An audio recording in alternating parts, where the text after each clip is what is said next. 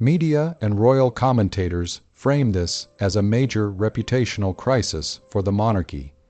Beatrice wants to ensure her sister is not on the list. The words echoed through the cold stone corridor of Windsor Castle, freezing Princess Eugenie in her tracks. She could not believe her ears. The speaker was Beatrix's personal advisor, the very sister she had always trusted. Amid the lavish gala, where music and laughter intertwined, Eugenie felt as though every light had suddenly gone out. One sentence, yet it shattered a lifetime of trust. If Beatrice truly intended to exclude her from the appointment list, then every promise of sibling loyalty without rivalry was nothing but a lie. As the party carried on, Eugenie slipped away quietly. A torrent of questions swirled in her mind. When had Beatrice betrayed her, or had the royal family itself torn them apart with its cold calculations? Between honor and trust, only one could claim the throne, but who was truly worthy of it?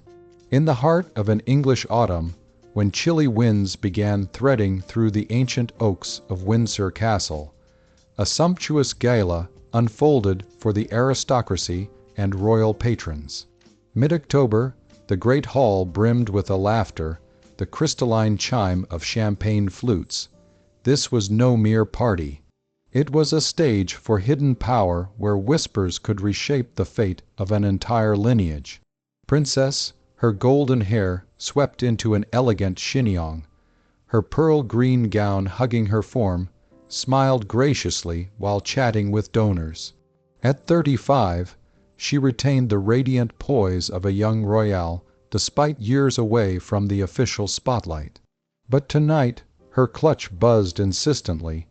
"Excuse me, I must take this," she said politely, gliding from the noisy hall into a quieter corridor, lined with stern ancestral portraits on ancient stone walls.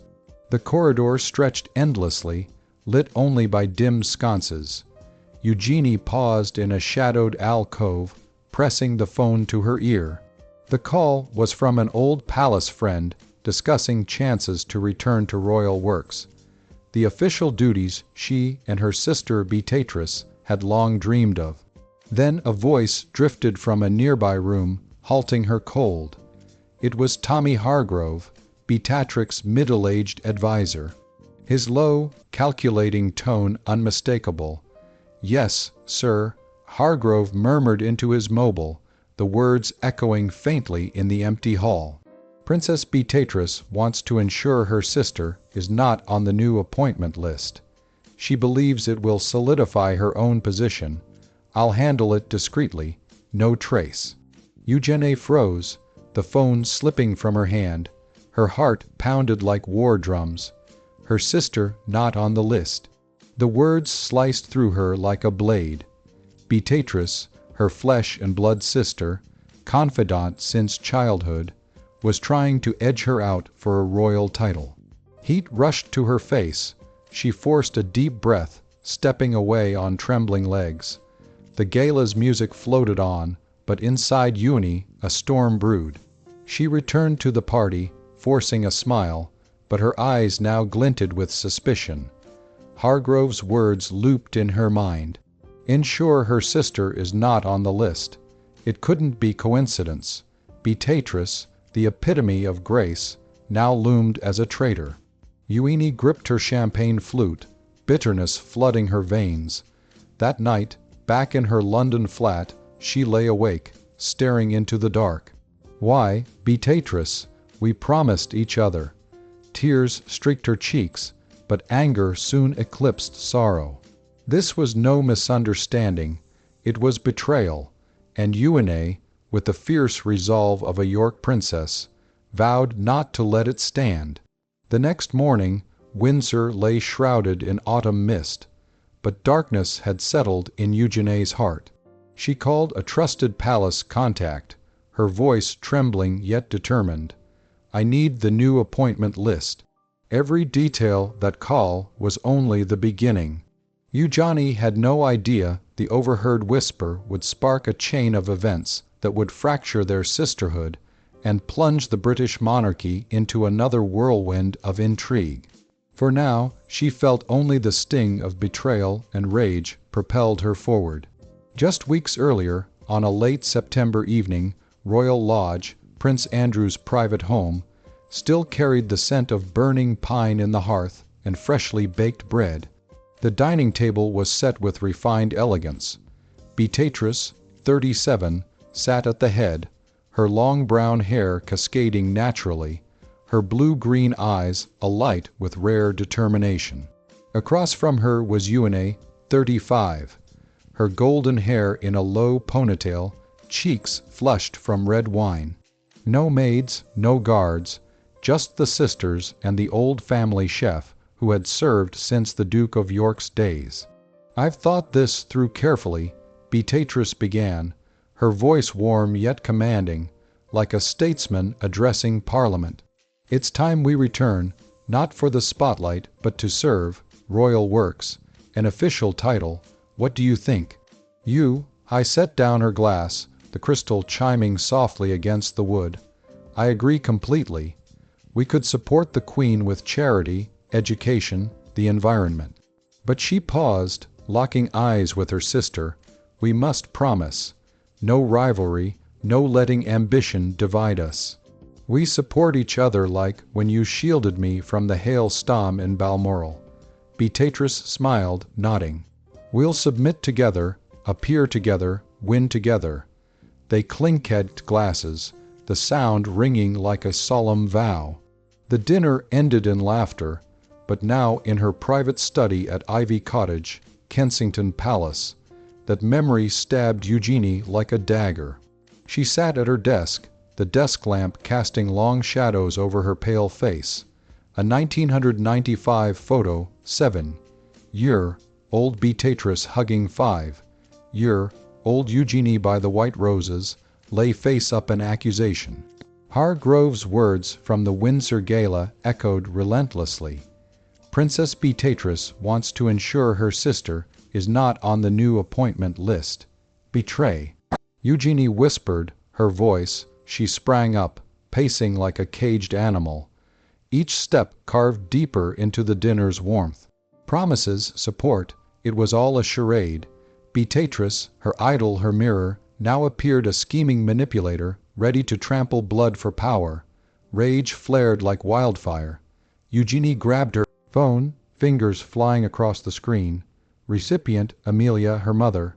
Sarah Ferguson's former assistant, still deeply connected in the palace. "Amelia, check the new appointment list for me. All names, urgent," the message sent.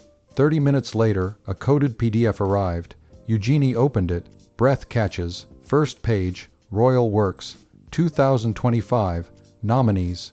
Beatrix's name glowed in second place. Just below, Princess Anne. Eugenie's absent, not even a trace of consideration.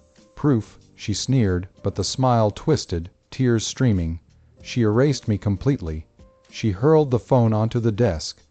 Clatter like a gunshot heralding war. Her hands shook, but her eyes turned steely. The first arrow flew with cunning precision, nearly untraceable. 3 days later, at a tea gathering in Clarence House, where royal ladies exchanged information, Eugenie arrived in a cream cashmere dress, her smile flawless. She sat beside Lady Victoria Hervey, renowned for her razor-sharp tongue. "Batter has been quite busy charming senior advisors," Eugenie murmured, her voice sweet as honeyed vinegar. "She's terrified of competition. Word is she's lobbying to keep the Royal Works spot all to herself." Lady Victoria raised a brow, eyes gleaming like a predator's. "Really?" Poor Eugenie pushed to the sidelines. "Oh no, I'm just worried for her," Eugenie replied, sipping Earl Grey. "Royal pressure, you know." Within 48 hours, rumors spread through the palace like a virus. Aides whispered behind oak doors. Ladies sent coded texts. An anonymous post appeared on the court blog, The Courtier, who removed Princess Eugenie from the Royal Works list. A sisterly plot. In London's other end, Beatrice sensed the shift. Wary glances, cancelled meetings. A senior advisor even asked outright, "Your Highness." Is it true you want your sister excluded? Meanwhile, Eugenie sat in her room, tracking the storm via her phone. Each new message was an arrow hitting its mark. She smiled, but it didn't reach her eyes. Deep down, a faint voice whispered, "Could it be a misunderstanding?" Anger silenced it.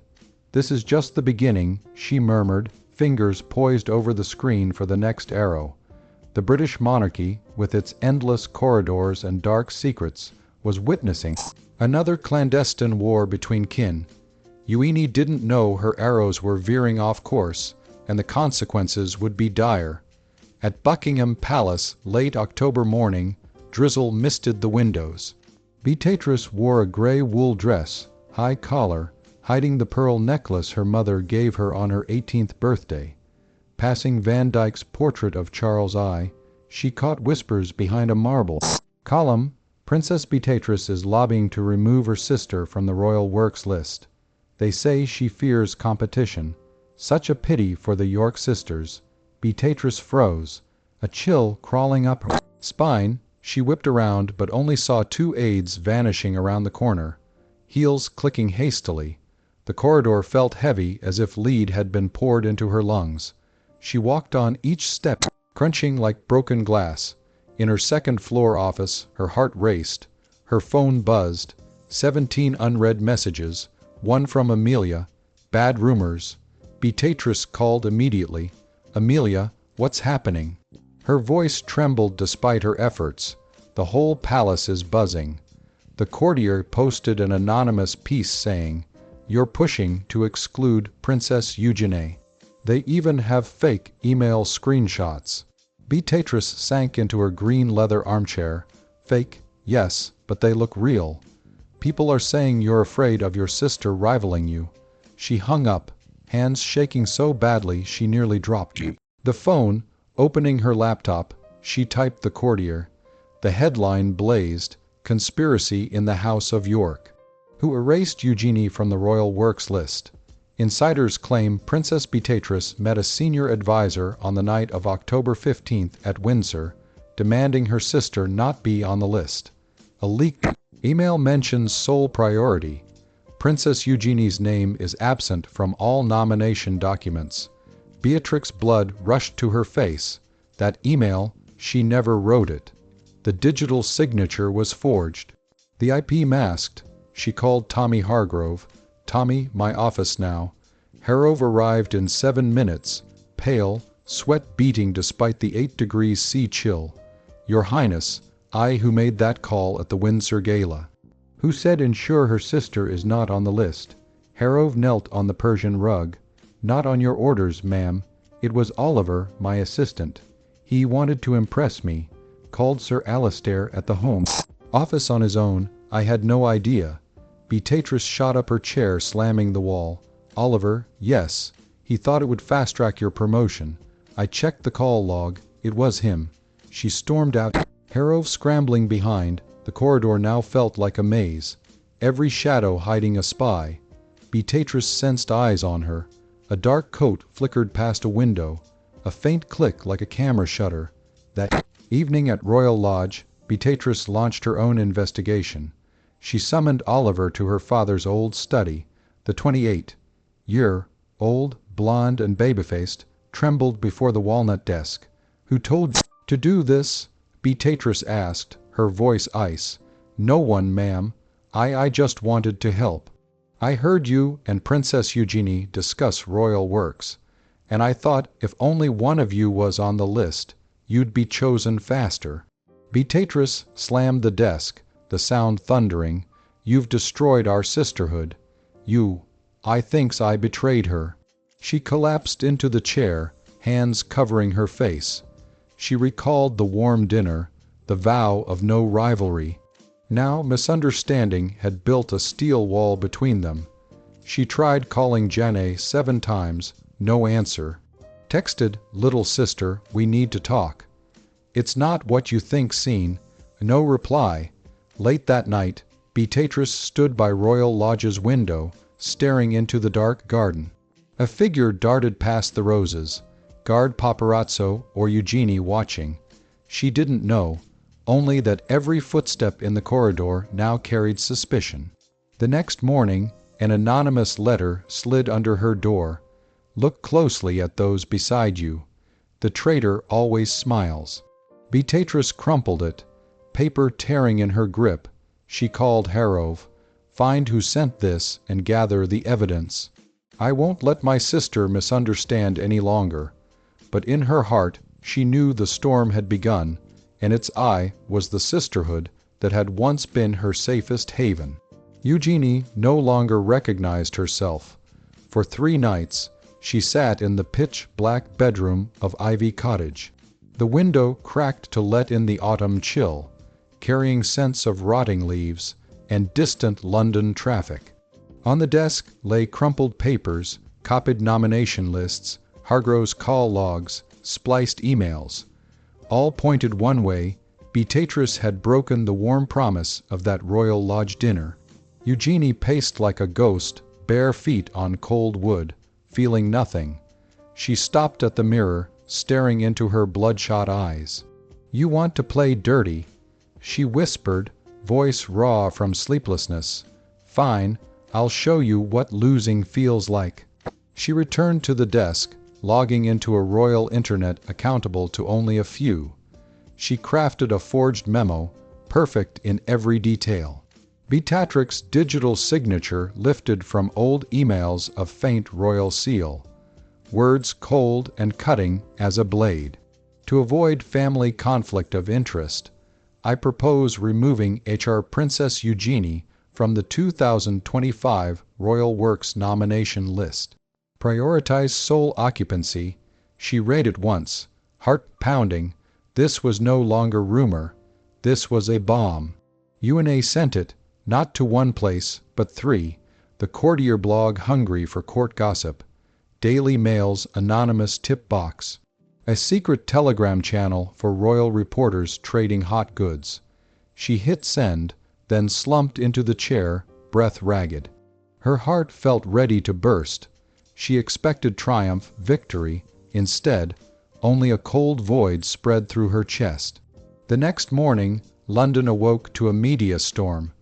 At Royal Lodge, Beatrice was pouring Earl Grey when her phone buzzed relentlessly. Harrove's voice cracked on the line. She didn't catch it all, only that the world was talking about her. She rushed to her study, opening her laptop with trembling hands. The courtier's headline screamed like a verdict. Beatrix's deception demands sister's removal from royal list. Below was the scanned memo, her signature unmistakable. The teacup slipped from Beatrix's hand, shattering on the oak floor. Hot liquid splashed her legs, but she felt no pain, only an icy dread crawling from her spine to her skull. She sank into the chair, eyes glued to the screen. Twitter exploded. Beatrix betrayal topped UK trends. Memes flooded Beatrice as the Joker captioned, "When Big Sister wants the whole kingdom." The public raged. Beatrice called the royal lawyer, the Home Office, the Queen's private secretary, but it was too late. At 11:00 a.m., a summon arrived for Buckingham Palace. She entered room 1008, 144, the chamber for the monarchy's greatest scandals. The air was frigid, oppressive.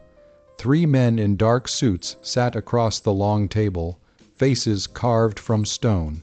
A dossier slid toward her. Beatrice opened it, hands shaking. Her signature IP traced to Royal Lodge. Metadata flawless. She shook her head. It was fake, but the evidence was ironclad. Meanwhile, Eugenie sat before the TV in Ivy Cottage's living room. Sky News broadcast live. Beatrice, head bowed, entering the palace, swarmed by dozens of photographers. Flashes blazed, reporters shouted. Eugenie smiled, but it was twisted, never reaching her eyes. She opened her phone, scrolling old messages from Beatrice. "Little sister, we need to talk," sat unread. She typed another, fingers swift. No reply. Late that evening, Beatrice sat alone in her father's old study at Royal Lodge. The desk lamp cast long shadows on darkwood walls. On the table lay a 2005 family photo. Andrew, Sarah, Beatrice, and Eugenie beaming by white roses. Her phone buzzed, an email from the Royal Press Office. Princess Beatrice to suspend all public activities pending internal investigation. She powered off the phone, sitting motionless in the empty room. The next morning, Beatrice sat quietly in her father's old study at Royal Lodge, the scent of aged oak and lingering cigar smoke wrapping around her like a faded memory. Sunlight filtered weakly through the heavy curtains, casting pale stripes across the cluttered desk. On it lay a chaotic pile of papers, printed fake emails with their damning headers, detailed IT reports from the Royal Cybersecurity Team, screenshots of the October 15th call log glowing accusingly on a tablet screen. Every piece pointed to one culprit, Oliver Hargrove's overeager assistant, who had acted alone in a misguided bid to curry favor, completely unbeknownst to her. The realization had hit her like a wave the night before. Relief mixed with sorrow, knowing the truth could heal, but also acknowledging how far the damage had spread. She took her father's old Mont Blanc pen, its gold nib cool against her fingers, hands trembling from exhaustion and unspoken fear. She wrote slowly on cream stationery embossed with the York crest, each letter deliberate as if etching the words into her soul to make them real. My dearest, I never wanted to remove you. Never. The words you overheard at the Windsor Gala were not mine. It was Oliver. He called Sir Alistair on his own, proposing to ensure your sister is not on the list to boost my rise. I knew nothing. Hargrove confirmed it. Enclosed are the call log, his confession email, and Oliver's interrogation transcript. I submitted applications for both of us to return together, to serve together. As we promised at dinner, we let ambition wedge between our bond. I don't blame you. Just read this, Beatrice. She folded the letter carefully, her fingers lingering on the edges as if reluctant to let go. No email this time. Digital trails were too fragile, too easily intercepted or blocked in the palace's web of surveillance. Eugenie woke abruptly to a gentle but insistent knock at Ivy Cottage. Groggy and disheveled, she cracked the door open, the cool air rushing in. There stood Hargrove, pale as parchment, clutching the envelope with both hands as if it might shatter. He murmured a brief explanation, something about delivery from Her Highness, and was gone before she could form a question. Eugenie slammed the door, heart already racing. The envelope felt heavy in her lap. She tore it open with shaking fingers, the scent of old paper, faint ink, and red wax wafting up like a ghost from their childhood letterware writing games. She read every word twice, her breath catching in her throat. Her heart stopped at the line, I never wanted to remove you. A punch that unraveled the knot of rage she'd carried for weeks. Tears blurred the page, but she forced herself to continue devouring the enclosures. The precise 2002, 143 call log from Oliver to Sir Alistair on October 15th, time-stamped and irrefutable. Oliver's emailed confession to Hargrove admitting he acted to prove loyalty and secure the princess's future. The interrogation transcript where he broke down repeating he never meant harm, only advancement. Everything aligned perfectly. No gaps, no contradictions. Like puzzle pieces snapping into place, revealing a picture she had willfully ignored. Eugenie covered her face with both hands, tears pouring freely now, hot and unrelenting. No longer tears of anger or righteous fury, but of deep shame, crushing regret, and an overwhelming pain that clawed at her chest. She recalled every arrow she had fired in vengeance, the sly whispers at Clarence House that seeded doubt like poison ivy, the meticulously forged memo sent to the press designed to humiliate, the twisted bitter smile that crept across her face as she watched Sky News broadcast Beatrice's summons. Paparazzi flashes like daggers. She had been wrong terribly, unforgivably wrong, and in her blindness she had nearly destroyed the one person who had always been her anchor. Desperation overtook her. She dialed Beatrice's number, thumb hovering, but it rang out to voicemail. She tried again and again. No answer. Panic rising, she switched to email, typing frantically on her phone. "Sis, I was wrong. I read the letter. Every word, every proof. I'm so sorry. Please forgive me." Beatrice sat by the window in Royal Lodge, wrapped in a shawl against the chill. Eugenie's email. She opened it, reading each line through blurring vision, tears streaming down her cheeks in silent rivers. The words "I was wrong" hit like balm on a wound. She replied instantly, fingers steady for the first time in days. "I forgive you. Come home now." Eugenie didn't wait for a second invitation. She threw on the first clothes. She found a simple sweater and jeans, no makeup, hair tangled from the night, and bolted out the door. The drive to Royal Lodge blurred in a haze of rain-soaked oaks and winding paths, her hands gripping the wheel until her knuckles whitened, tears mixing with the windshield wiper's rhythm. She parked haphazardly at the main gate, running over the gravel path, breath coming in gasps. The house looming like a sanctuary. The door opened before she could knock. Beatrice stood there, eyes red-rimmed, but softened with a gentle, forgiving smile that broke the last of Eugenie's resolve. Eugenie threw herself into her sister's arms, collapsing against her. Beatrice held her tightly, one hand stroking her hair in slow, soothing circles, whispering through her own tears. "We let ambition divide us, but it ends here. It ends now." They moved to the old living room sofa, sinking into its worn cushions side by side, hands clasped as if afraid to let go. Beatrice recounted every painstaking detail in a voice steady, but laced with emotion. Oliver's immediate sacking, his tearful apology in the study, Hargrove's formal reprimand and demotion, the Home Office's ongoing probe into potential leaks and external interference. Eugenie, voiced choking with shame, confessed every arrow in return, the calculated whispers, the forged documents' creation in the dead of night, the cold satisfaction that had curdled into guilt as she watched her sister suffer on live television. Then Beatrice rose gracefully, pulling a single sheet from a hidden drawer in the side table. A pre-prepared withdrawal form for both from the Royal Works nomination, list already partially filled with their details. "We don't need this anymore," she said softly, eyes meeting Eugenie's with quiet resolve. Eugenie nodded without hesitation, taking the pen and signing her name below Beatrice's inflowing script. They photographed the form together, emailing it officially to the Home Office.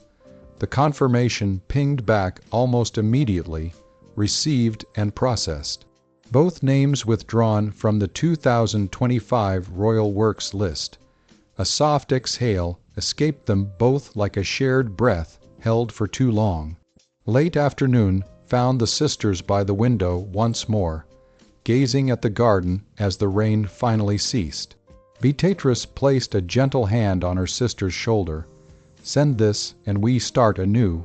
No titles to chase, just us, sisters forever."